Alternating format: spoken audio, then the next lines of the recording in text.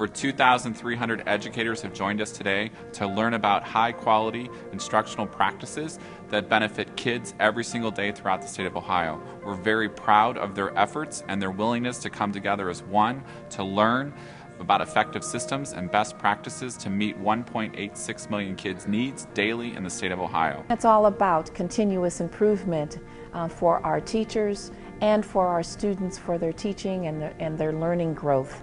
And you know, people say that they are afraid of the evaluation system, but we have to take and eliminate that fear out of the evaluation system, because if we don't, then people aren't going to be able to have the success that they need.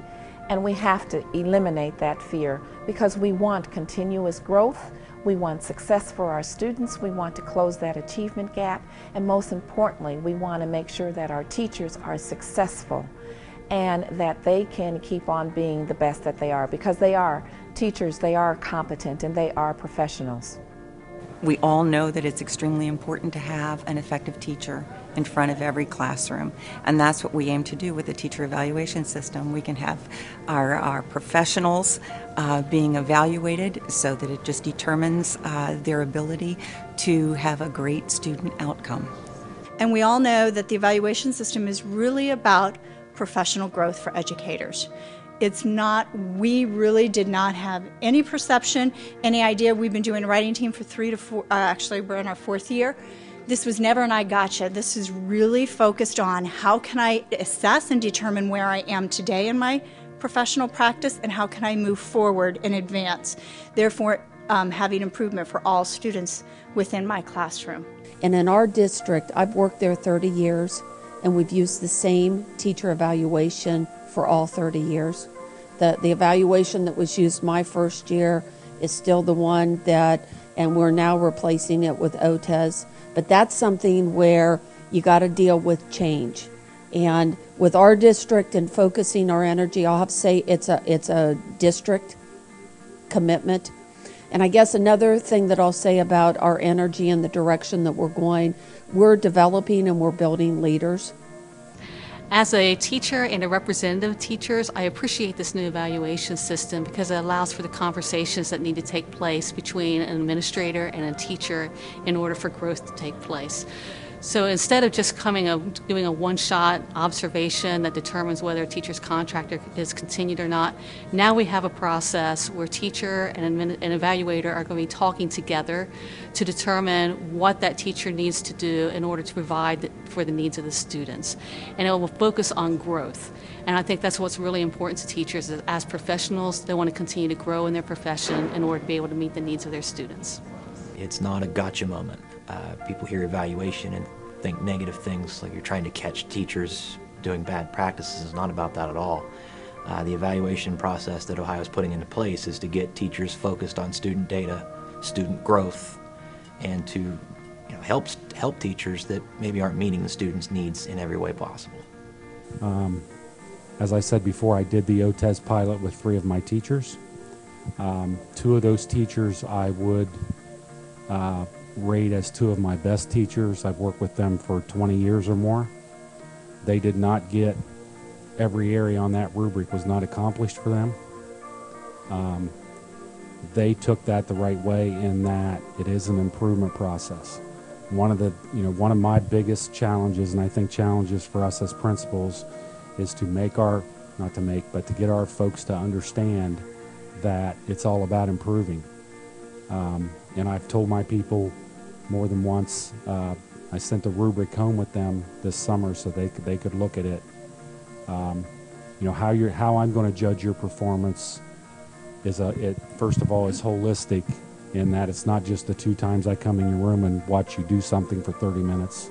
It's about walkthroughs. It's about our conversations throughout the years. It's about the evidence you keep towards your goals. It's about the evidence that I see and know you do within that rubric that gives you your rating.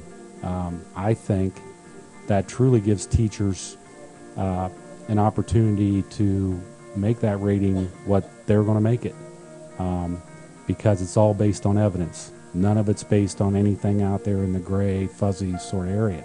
important is that, we believe strongly that professional growth doesn't happen in isolation. It's really difficult to grow and improve on your own, by yourself. It's a collaborative process. We've worked, long and hard over better than 10 years developing a collaborative kind of culture. Many of you in your districts probably have as well.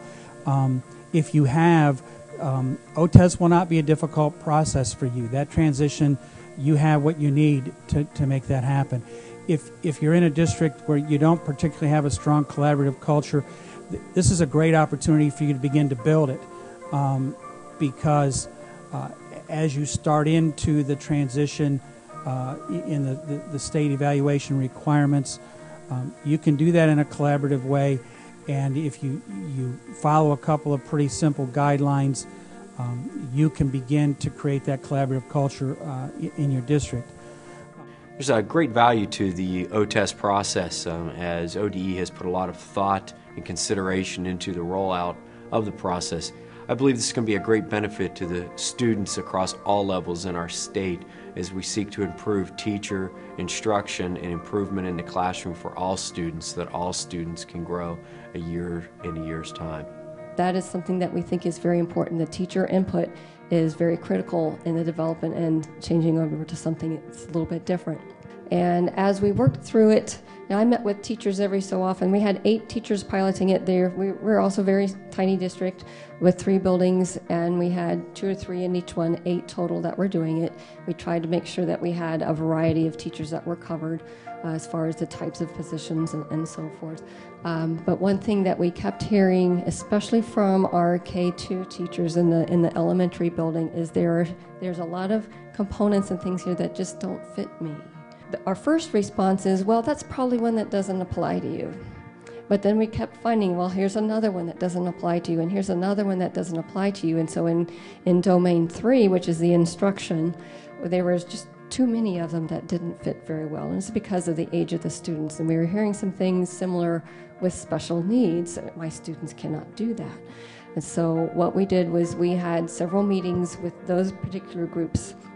We had a couple with a K-2 and a couple with a special ed, the intervention specialist, and we looked and we just tried to tweak the language and stretch it, and we added a lot of as-neededs here and there, but we tried to make it so that it was a lot more flexible than it was, so that it would really address their positions. And I think right now they're much more comfortable with what we have. Ohio is now one of the leaders in this country, and one of the reasons that you're such leaders is because of your emphasis on collaboration across all the different stakeholders and empowering everybody from teachers to principals to administrators to really work together to improve instruction for kids. I think we're doing a lot of work in this country right now that's brand new, that's groundbreaking, that hopefully is going to be transformative. And the way we're going to figure out how to do this is by working together, teachers helping teachers, principals working together across schools, districts coming together. I think it's always helpful to know what the targets are. So if you know what the definition of effective teaching entails, and you know the characteristics or the qualities that you would be striving to achieve in your classroom, the chances of becoming a better teacher will increase.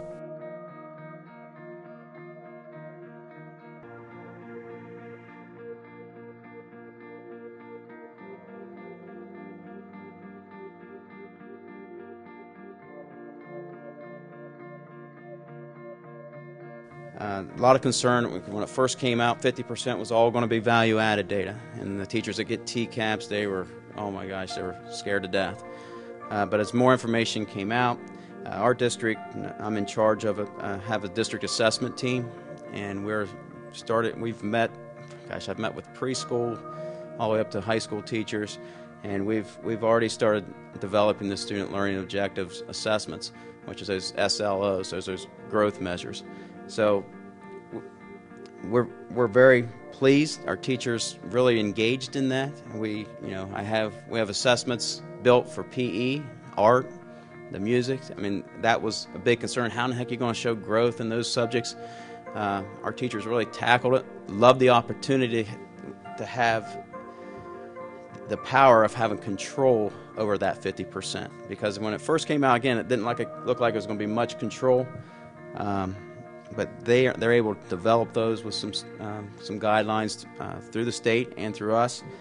And that has really, I think, taken our district even further ahead. We would recommend, as part of that pilot that I mentioned for next year, that every teacher in the state does do a student learning objective, because trying it without high stakes is the best way to figure out, how can I make this work? What are my questions?